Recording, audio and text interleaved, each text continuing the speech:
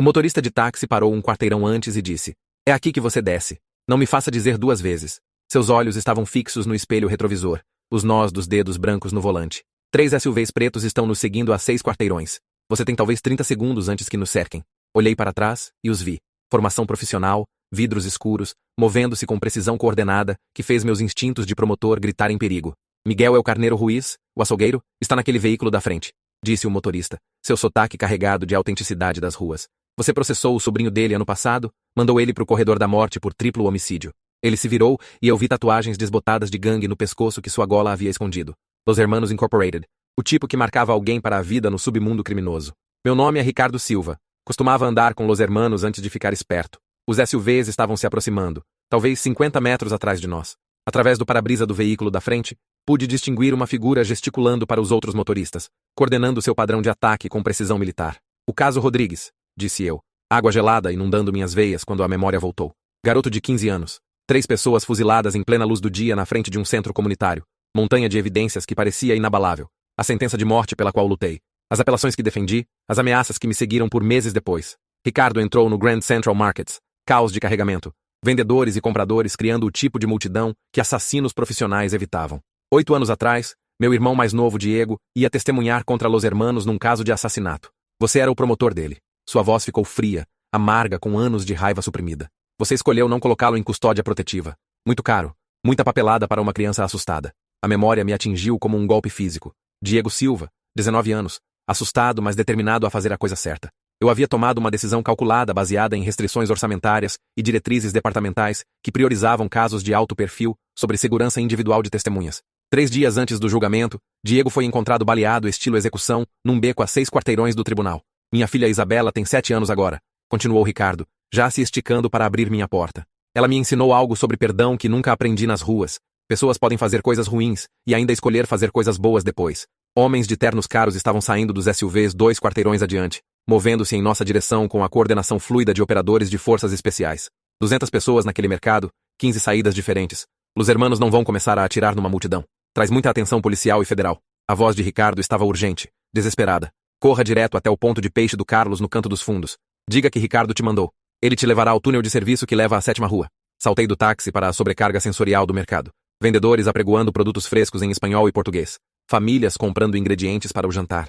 Música mariachi se misturando com os chamados dos comerciantes, anunciando suas mercadorias. O cheiro de carne grelhada e tortilhas frescas encheu o ar. Vida normal continuando enquanto assassinos profissionais me caçavam pela multidão. Atrás de mim, portas de carros bateram com coordenação profissional. Podia ouvir vozes falando em espanhol rápido, coordenando padrões de busca, descrevendo minha aparência aos vendedores do mercado que poderiam fornecer informações pelo preço certo. A caçada havia começado oficialmente, e eu era a presa. O ponto de peixe do Carlos estava enterrado no fundo do labirinto do mercado, passando por vendedores de produtos que me olhavam com curiosidade, enquanto eu me empurrava pelas multidões de compradores noturnos. Crianças corriam entre as barracas, enquanto seus pais regateavam preços, completamente alheios a que homens armados estavam metodicamente procurando alvos no mercado do bairro. Um homem corpulento com mãos calejadas estava limpando salmão quando cheguei à sua barraca. Suor escorrendo pelo meu rosto, apesar do ar fresco da noite. Displays de gelo seguravam pescados frescos que brilhavam sob luzes fluorescentes, e o cheiro do oceano se misturou com o cheiro metálico do meu próprio medo. "Carlos, Ricardo me mandou. Preciso sair daqui rápido." As palavras saíram atropeladas, enquanto olhei de volta para a entrada principal. 3 homens de terno estavam se movendo pela multidão metodicamente, mostrando fotografias aos vendedores, oferecendo dinheiro por informações sobre minha localização. Carlos olhou para cima do trabalho, estudou meu rosto por um momento, depois acenou com a cabeça em direção a uma porta escondida atrás de lonas plásticas pendentes. "Amigo do Ricardo é família. Por ali, desça os degraus de concreto. Siga o túnel de serviço até ver luz do dia. Não pare. Não olhe para trás. Não confie em ninguém que tente te ajudar." O túnel era estreito e mal iluminado, cheio de décadas de sujeira acumulada e o gotejamento constante de condensação dos canos suspensos. Meus sapatos de couro não foram feitos para correr no concreto molhado, mas me movi o mais rápido possível, enquanto vozes ecoavam atrás de mim na área principal do mercado. As paredes de concreto estavam cobertas com grafites de gangues de múltiplas gerações. Marcadores territoriais que contavam a história de guerras de bairro travadas com balas e facas. Algumas das marcações eram frescas, outras haviam sido pintadas por cima tantas vezes que pareciam camadas arqueológicas de violência urbana. Emergi na 7ª rua, 3 quarteirões de distância, ofegante e desorientado, no caos do início da noite do tráfego de pedestres do centro. Funcionários de escritório indo para casa. Vendedores de rua arrumando suas barracas. Acampamentos de moradores de rua se estabelecendo em entradas para a noite. O ritmo normal da vida urbana que se sentia surreal depois da minha fuga subterrânea. Mas quando olhei para trás, um dos SUVs pretos já estava virando a esquina, movendo-se com a deliberação lenta de predadores que haviam perdido o rastro, mas sabiam que sua presa estava por perto. Eles me encontraram muito rapidamente, o que significava rastreamento profissional, provavelmente monitoramento GPS do meu telefone ou cartões de crédito. Talvez ambos.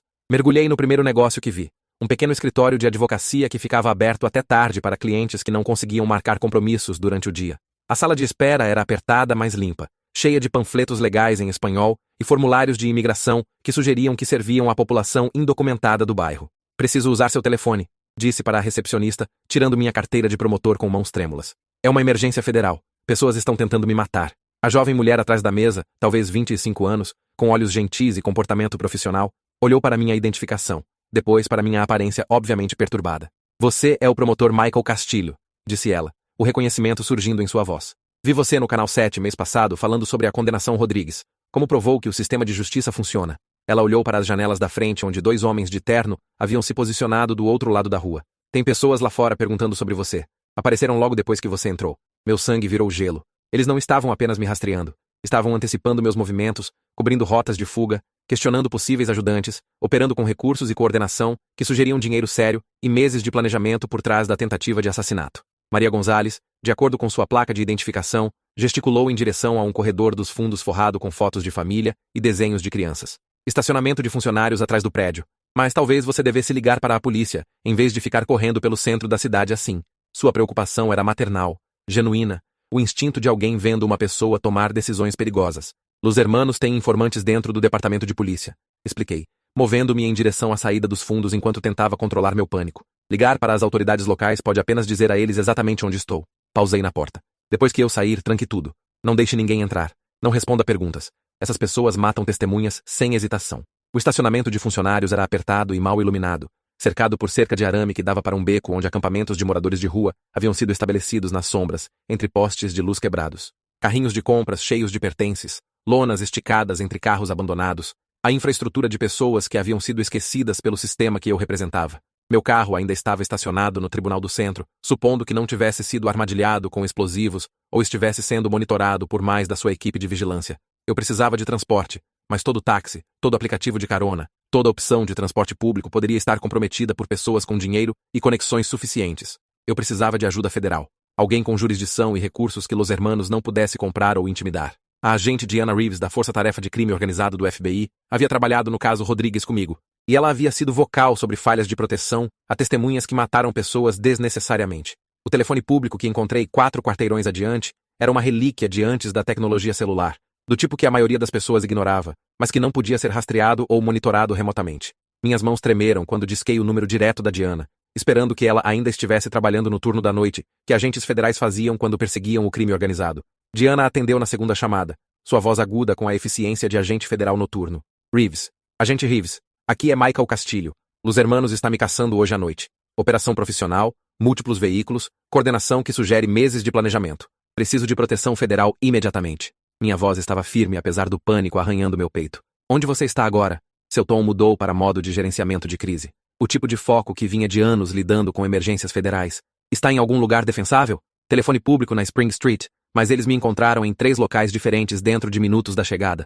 Estão me rastreando de alguma forma. Talvez GPS do telefone ou uso de cartão de crédito. Possivelmente ambos. Um SUV preto virou na rua, movendo-se com a deliberação lenta de predadores procurando rastro. Vá para a garagem do prédio federal. Diana comandou com precisão militar. Terei uma equipe tática te encontrando na entrada em 15 minutos. Mas Michael, há algo sobre o caso Rodrigues que você precisa saber imediatamente. Descobrimos evidências sugerindo que a condenação original foi baseada em depoimento completamente fabricado. Meu mundo inclinou para o lado quando as implicações me atingiram como um golpe físico. Que tipo de evidência? O membro da gangue que testemunhou contra Rodrigues retirou toda a sua declaração. Diz que foi coagido por detetives que precisavam fechar um caso politicamente sensível antes da eleição. Assuntos Internos está conduzindo uma investigação completa, mas descobertas preliminares sugerem que Rodrigues era completamente inocente de todas as acusações. O SUV estava chegando mais perto, seus ocupantes examinando vitrines e pedestres com atenção profissional aos detalhes. Comecei a andar rapidamente em direção ao prédio federal. Ainda 6 quarteirões de distância, através de ruas do centro que forneceriam cobertura e testemunhas civis que poderiam desencorajar assassinato público. Se Rodrigues era inocente, disse eu, peças caindo num padrão horrível que recontextualizou tudo que pensei saber sobre o caso. Então Miguel Ruiz não está tentando me matar por vingança. Ele está tentando me eliminar para impedir que a verdade sobre os assassinatos reais venha à tona. A lógica era inescapável e aterrorizante. Alguém havia incriminado um garoto inocente de 15 anos para proteger o verdadeiro assassino que agora estava orquestrando tentativas de assassinato profissionais para impedir que a verdade emergisse. É exatamente o que pensamos. Diana confirmou sombriamente. Rodrigues era conveniente. Um jovem membro de gangue com antecedentes que não podia pagar representação experiente. Mas o verdadeiro assassino ainda está livre, ainda conectado a Los Hermanos, ainda protegido pela condenação falsa que colocou um garoto inocente no corredor da morte. Cheguei ao prédio federal quando Diana emergiu com 2 agentes que não reconheci, todos carregando armas visíveis e usando equipamento tático que sugeria capacidade séria de resposta federal. O próprio prédio era como uma fortaleza, projetado para resistir a ataques terroristas e outras ameaças às operações federais. Mas quando nos aproximamos da entrada, rajadas de tiros irromperam dos telhados do outro lado da rua. Tiros de franco-atirador, coordenados e precisos, direcionados a agentes federais, ao invés de mim especificamente. Os primeiros tiros despedaçaram janelas no lobby do prédio federal, fazendo guardas de segurança se jogarem para se cobrir.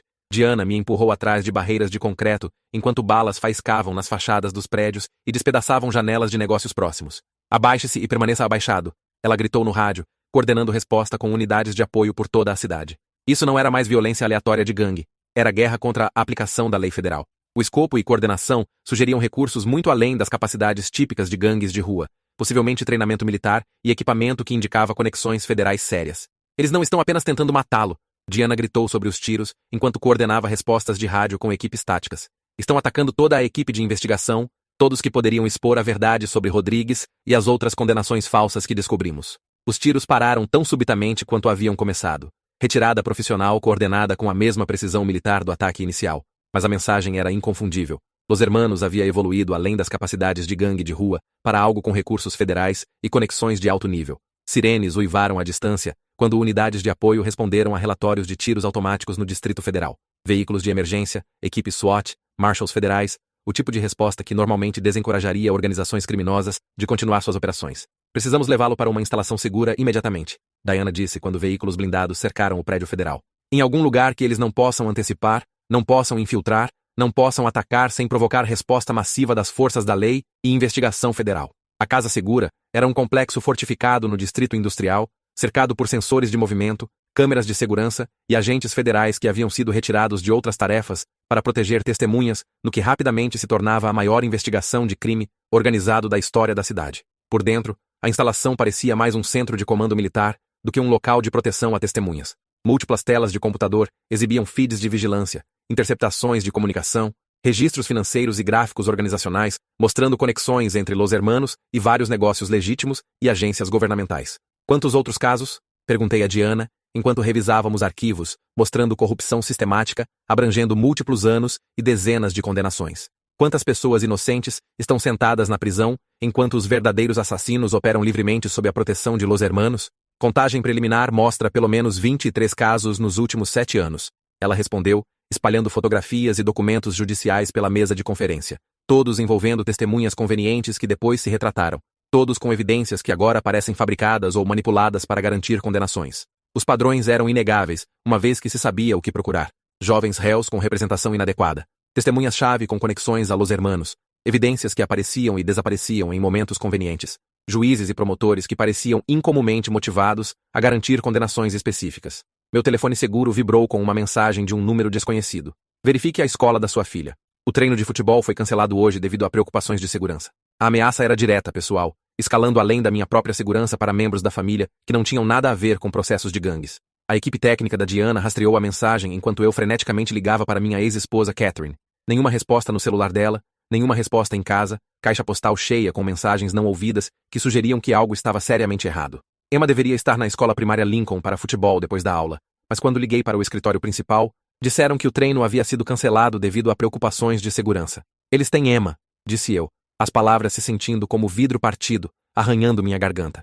Isso não é mais sobre impedir depoimentos, é sobre alavancagem. Eles vão machucar minha filha de 9 anos, a menos que eu publicamente retire tudo e pare de cooperar com investigações federais. A ameaça representava uma escalada além do assassinato profissional para terrorismo familiar. O tipo de pressão que havia quebrado outros promotores e testemunhas que tentaram expor operações do crime organizado, mas também representava desespero. As ações de criminosos que sabiam que sua rede estava sendo desmantelada. A equipe de resposta da Diana já estava se mobilizando, coordenando com polícia local, segurança escolar e marshals federais para localizar Emma antes que Los Hermanos pudesse usá-la como moeda de troca em negociações que determinariam se um homem inocente morria e assassinos culpados andavam livres. Temos unidades na escola, no trabalho da Catherine, nos pontos de encontro habituais da Emma. Diana relatou, enquanto agentes coordenavam operações de busca. Mas se eles a levaram há horas, ela pode estar em qualquer lugar da área metropolitana agora. Meu telefone tocou 15 minutos depois. O próprio Miguel Ruiz, falando em português acentuado que carregava a autoridade absoluta de alguém acostumado a ser temido e obedecido sem questionamento por todos em sua organização e além. Promotor Castilho, você interferiu em arranjos comerciais que foram lucrativos para muitas pessoas por muitos anos. A condenação Rodrigues serve à justiça, mesmo que os métodos fossem não convencionais pelos seus padrões legais estreitos. Seu tom era conversacional, quase amigável, o que tornava a ameaça subjacente mais aterrorizante. Onde está minha filha? Exigi, embora minha voz rachasse com pânico mal controlado. Emma está desfrutando da hospitalidade de pessoas que entendem o valor da cooperação familiar na resolução de disputas comerciais. 9 anos, cabelo loiro, usando seu uniforme de futebol com o número 12 nas costas, muito atlética, me lembra da minha própria neta que joga para o time da escola média. Os detalhes específicos provaram que eles realmente a tinham. Haviam estado observando-a por semanas ou meses para aprender suas rotinas, seus interesses, suas vulnerabilidades. Isso não era um sequestro espontâneo. Era uma operação cuidadosamente planejada, projetada para alavancar meus instintos paternais. O que você quer? Amanhã de manhã, às 10 horas, você fará uma coletiva de imprensa na prefeitura. Você anunciará que investigações federais confirmaram que a condenação Rodrigues estava correta e baseada em evidência sólida. Você agradecerá publicamente à liderança de Los Hermanos por sua cooperação no combate ao crime e proteção da segurança comunitária. A demanda era insana, exigindo que eu mentisse publicamente sobre evidências que poderiam libertar um homem inocente enquanto protegia assassinos que estavam ameaçando minha filha. Mas a vida da Emma estava em jogo. E eu era pai dela antes de ser promotor. E se eu recusar? Então Emma será devolvida a você em pedaços, um dedo de cada vez, enquanto você ouve ela gritando no telefone e implorando ao papai para fazer os homens maus pararem de machucá-la. Miguel pausou para deixar o horror afundar completamente. Você tem 18 horas para escolher entre a vida da sua filha e seu comprometimento com um sistema de justiça que valoriza mentiras convenientes sobre verdades inconvenientes. A linha ficou muda, me deixando encarando Diana e sua equipe enquanto coordenavam operações de resgate que pareciam impossível complexas e demoradas, quando cada minuto levava minha filha mais perto de tortura e morte pelas mãos de assassinos profissionais. Vamos encontrá-la, Diana prometeu, mas sua voz carecia da confiança que eu desesperadamente precisava ouvir. Sequestros de gangues sempre envolvem múltiplas pessoas, múltiplos locais, múltiplas oportunidades para erros que podemos explorar. Alguém vai falar, alguém vai escorregar. Passei as próximas 8 horas sob custódia federal, vendo agentes analisarem registros telefônicos, coordenar com equipes de vigilância e entrevistar associados de gangues que poderiam saber onde Emma estava sendo mantida. Mas cada pista não levava a lugar nenhum. Cada informante potencial se recusava a cooperar por medo de suas próprias famílias. O relógio na parede parecia se mover mais rápido conforme o prazo do Miguel se aproximava. 18 horas haviam se tornado 12 horas, depois 8, depois 6, sem pistas concretas sobre a localização da Emma. A equipe da Diana era profissional e dedicada, mas Los Hermanos havia planejado esta operação por meses. À meia-noite, 6 horas antes do prazo do Miguel, Catherine finalmente retornou minha ligação. Ela havia estado trabalhando um turno duplo no hospital, sem saber que Emma havia sido levada da escola por homens usando distintivos federais e carregando identificação oficial que convenceu os administradores escolares de que eram legítimos. Como eles conseguiram credenciais federais? Perguntei a Diana, embora já estivesse suspeitando da resposta. Eles não precisaram falsificá-las. Ela respondeu com certeza sombria. Acreditamos que há pelo menos um agente federal trabalhando diretamente com Los Hermanos, fornecendo informações privilegiadas, cobertura oficial e recursos legítimos de aplicação da lei para suas operações. O escopo da corrupção era impressionante, alcançando além da polícia local e promotores para agências federais que deveriam estar acima da influência de gangues e pressão política. Emma não havia sido sequestrada por criminosos se fazendo passar por aplicação da lei. Ela havia sido levada por oficiais reais de aplicação da lei, que também eram criminosos. Meu telefone vibrou com uma mensagem multimídia à 1 da manhã. Emma sentada no que parecia ser um armazém abandonado, ainda usando seu uniforme de futebol, mas com lágrimas escorrendo pelo rosto e fita adesiva cobrindo sua boca. Suas mãos estavam amarradas com abraçadeiras atrás da cadeira, e havia um jornal com a data de hoje visível no quadro. Ela está viva, disse a Diana, mostrando-lhe a imagem enquanto tentava controlar meu próprio colapso emocional. Mas eles não vão esperar muito mais tempo. Miguel me deu 18 horas e já passamos da metade do tempo sem pistas. Os analistas técnicos da Diana estudaram a fotografia com atenção microscópica, procurando detalhes de fundo, condições de iluminação, características arquitetônicas que poderiam indicar localização. Mas a imagem estava profissionalmente composta, mostrando prova de vida sem revelar informações investigativas úteis. O armazém parecia ser industrial, com tetos altos e pisos de concreto que sugeriam que estava no distrito manufatureiro, mas havia centenas de prédios similares na área metropolitana, a maioria abandonada desde a recessão econômica e perfeita para atividades ilegais. Às 2 da manhã, Ricardo Silva apareceu na casa segura, o motorista de táxi que salvou minha vida 14 horas antes. Agora vestindo roupas de rua e carregando equipamento militar que sugeria experiência séria de combate, além de seu background de gangue. Sei onde estão mantendo sua filha, anunciou sem preâmbulo.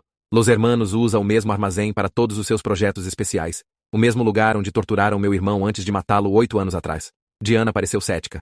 Seu treinamento de agente federal a tornava desconfiada de coincidências e informações convenientes de fontes não confiáveis. Como pode ter certeza? Porque venho observando Miguel Ruiz por 8 anos, aprendendo seus padrões, mapeando suas propriedades, esperando o momento perfeito para fazê-lo pagar pelo que fez ao Diego. Ricardo abriu sua bolsa de equipamento, revelando armas, armadura corporal e equipamento de vigilância que parecia de nível militar.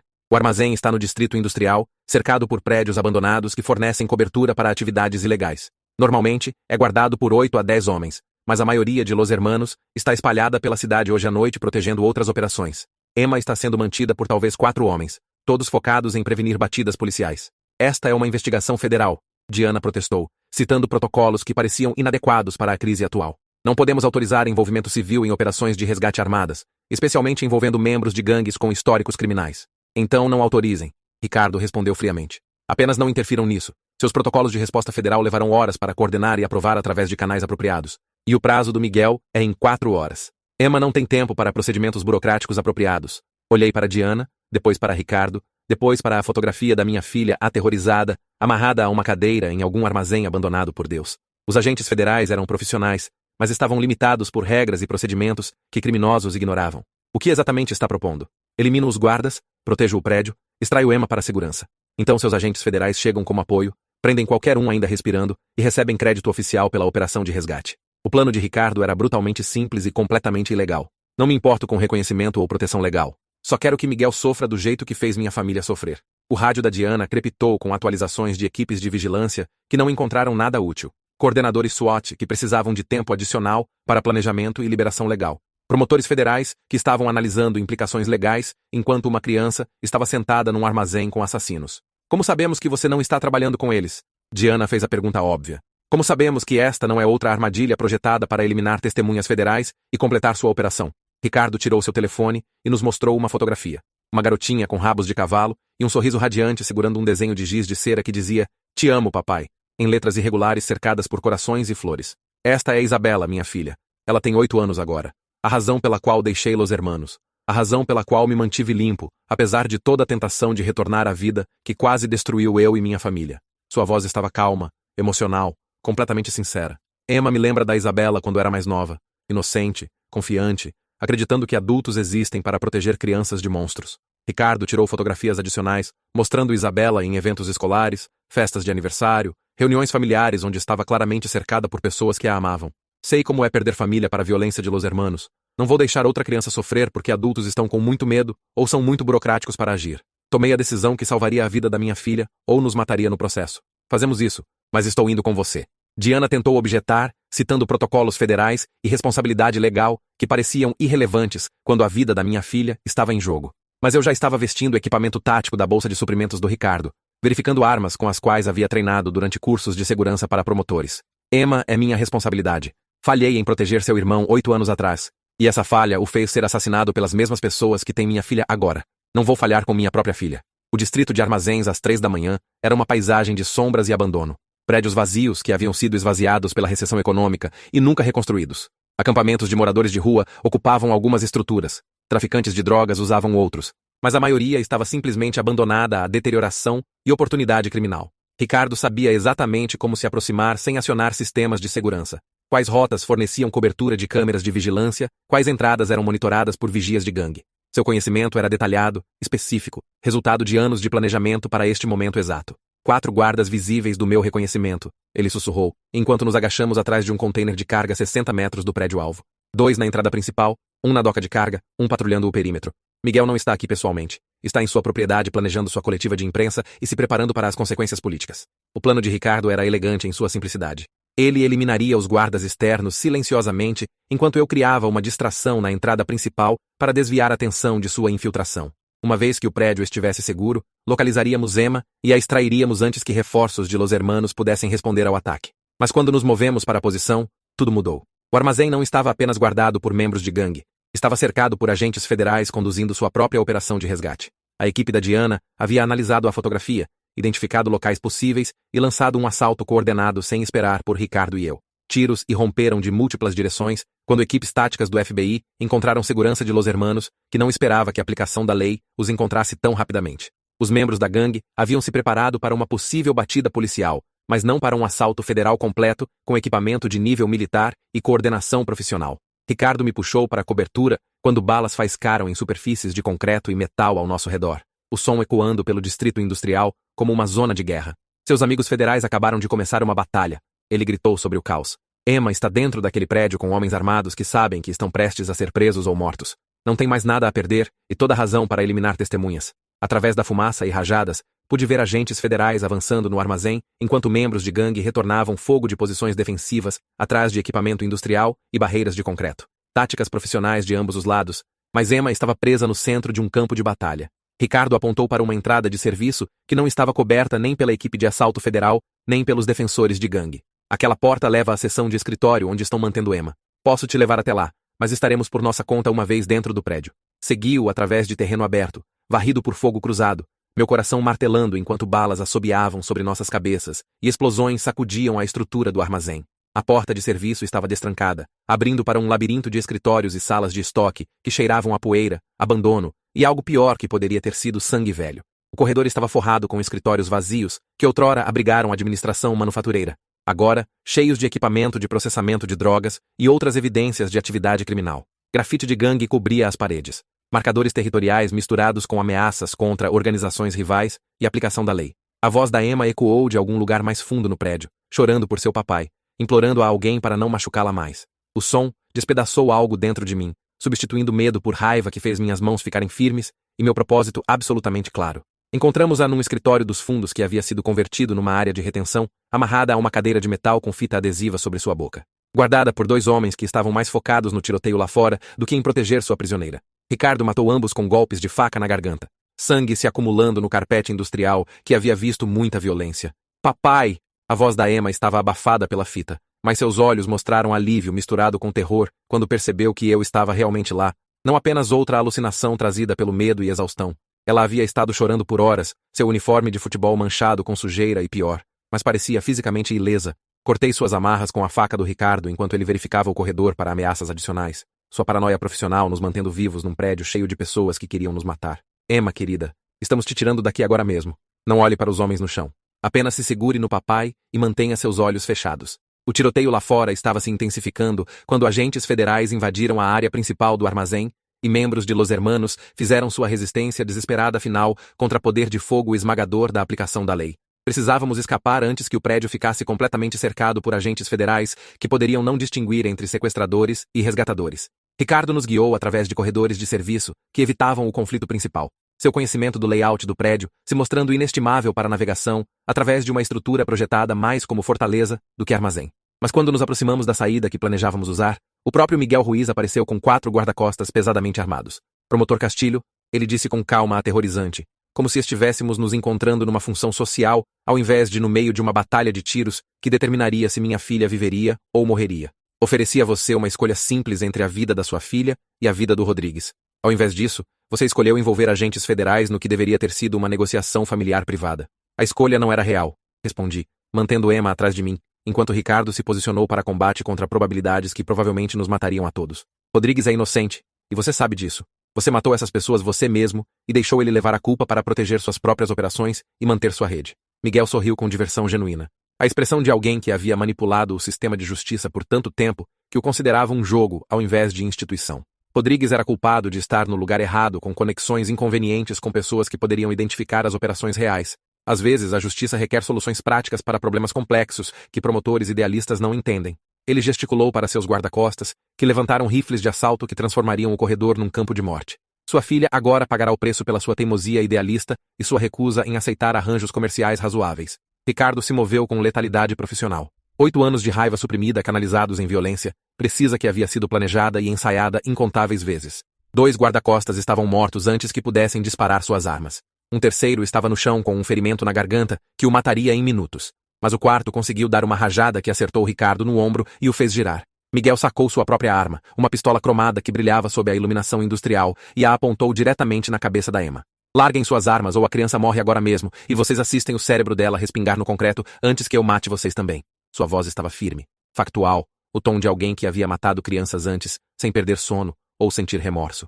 Esta não era uma ameaça vazia. Era uma promessa de alguém que considerava assassinato uma ferramenta de negócios. Foi quando a parede explodiu para dentro. Agentes federais com cargas explosivas, equipamento tático e poder de fogo esmagador que transformaram o corredor numa zona de combate cheia de fumaça, destroços e tiros automáticos que poderiam matar todos no espaço confinado. O guarda-costas restante do Miguel foi abatido no assalto inicial. Sua armadura corporal inadequada contra a munição federal, projetada para penetrar defesas de gangue. Mas o próprio Miguel agarrou Emma e pressionou sua pistola contra sua têmpora com força suficiente para deixar marcas. Agentes federais, recuem ou executo a criança agora mesmo. Ele gritou sobre o barulho dos tiros contínuos em outras partes do prédio. Quero passagem segura para a fronteira mexicana, e 24 horas antes que comecem a me rastrear através de canais internacionais.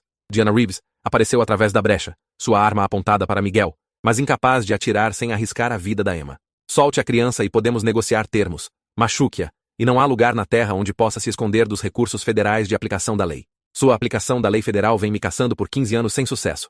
Miguel riu com confiança genuína. Possuo juízes, promotores, agentes do FBI, guardas de fronteira, políticos em todos os níveis. A corrupção vai mais alta e mais funda do que vocês podem imaginar ou investigar. Ricardo, sangrando de seu ferimento no ombro, mas ainda móvel e perigoso, captou meu olhar e gesticulou em direção a um machado de incêndio montado na parede atrás do Miguel. Se eu pudesse criar uma distração, ele poderia conseguir alcançá-lo antes que Miguel reagisse ao movimento. Você está certo sobre a corrupção, disse alto, tentando manter a atenção do Miguel focada em mim, enquanto Ricardo se posicionava para um ataque final. Mas você cometeu um erro crítico em seu planejamento. Que erro? Miguel exigiu, pressionando a arma mais forte contra a têmpora da Emma até ela choramingar de dor.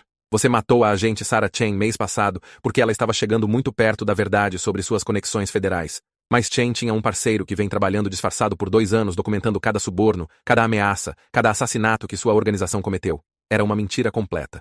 Mas os olhos do Miguel se arregalaram com incerteza súbita quando tentou processar se isso era verdade ou manipulação desesperada. Aquele momento de distração era tudo que Ricardo precisava para executar o plano que nunca discutimos, mas ambos entendíamos.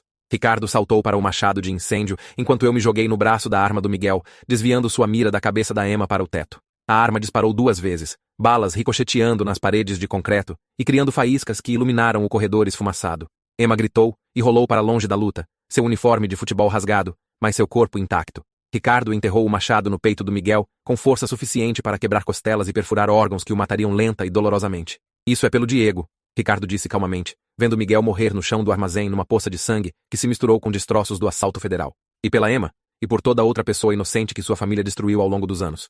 Miguel tentou falar, sangue espumando de sua boca quando seus pulmões se encheram de fluido, mas conseguiu apenas um som molhado de gorgolejo antes que seus olhos ficassem vazios e seu corpo ficasse mole. O homem que aterrorizou uma cidade por décadas morreu como qualquer outro criminoso, sozinho e cercado pelos destroços de seu império. Agentes federais protegeram a cena, enquanto paramédicos trataram o ferimento de tiro do Ricardo e examinaram Emma para ferimentos além do trauma óbvio de ser sequestrada e ameaçada por assassinos. Ela estava fisicamente ilesa, mas emocionalmente devastada, agarrando-se a mim com força desesperada, enquanto técnicos federais de cena do crime documentavam evidências. Acabou, Diana me disse quando caminhamos em direção às ambulâncias que nos transportariam para instalações médicas e centros de debriefing.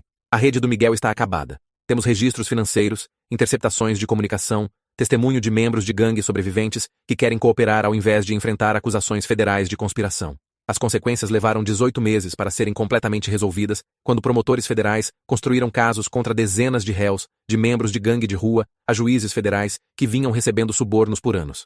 Ricardo recebeu uma sentença suspensa em troca de sua cooperação com promotores e seu papel no resgate da Emma de morte certa.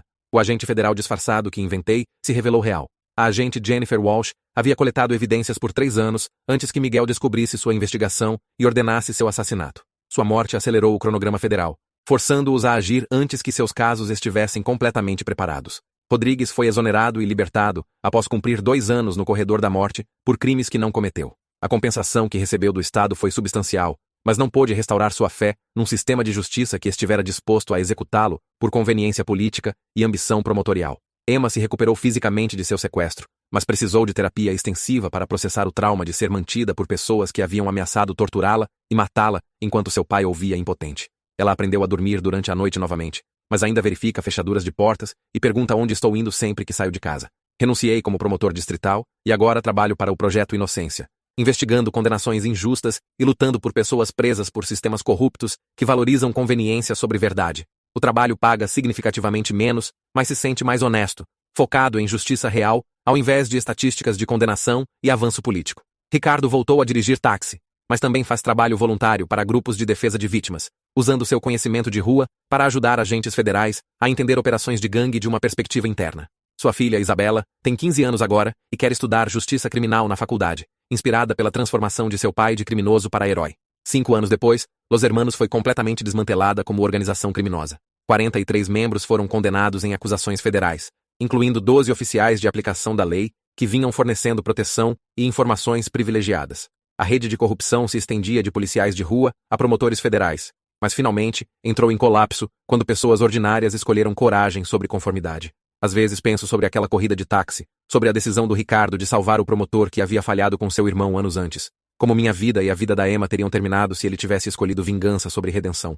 Se ele tivesse deixado os assassinos do Miguel completarem sua missão naquela noite. Mas misericórdia criou a possibilidade para a justiça, mesmo quando essa justiça veio com custos pessoais terríveis para todos os envolvidos. Emma e eu ainda variamos nossas rotas para casa, ainda permanecemos alertas para sinais de vigilância, ainda lembramos que predadores usam rostos respeitáveis e operam através de instituições legítimas tão frequentemente quanto trabalham de organizações criminosas. Também lembramos que salvação, às vezes, vem de fontes inesperadas, que antigos inimigos podem se tornar aliados, e que escolhas individuais de agir com coragem ao invés de medo podem expor e destruir até mesmo as redes criminosas mais poderosas quando pessoas encontram força para fazer o que é certo, independente do custo pessoal.